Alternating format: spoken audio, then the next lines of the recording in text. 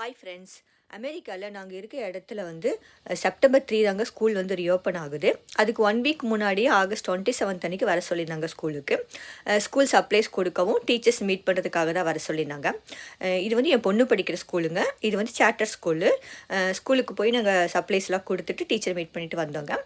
ஸ்கூல்லேயே வந்து பீஸா, பர்கர், அப்புறம் சிப்ஸு, பாப்கார்ன், ஐஸ்கிரீம் எல்லாமே வந்து அங்கே வந்து பேரண்ட்ஸ்க்கு, ஸ்டூடெண்ட்ஸ்க்கு எல்லாமே ஃப்ரீயாக வந்து கொடுத்தாங்க.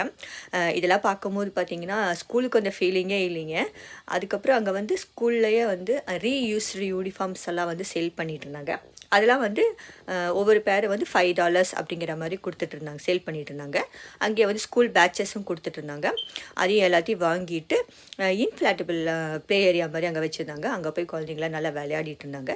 விளையாடி முடிச்சுட்டு நாங்கள் எல்லாத்தையும் கூப்பிட்டு வந்துட்டோங்க. ஓகே ஃப்ரெண்ட்ஸ், பாய்.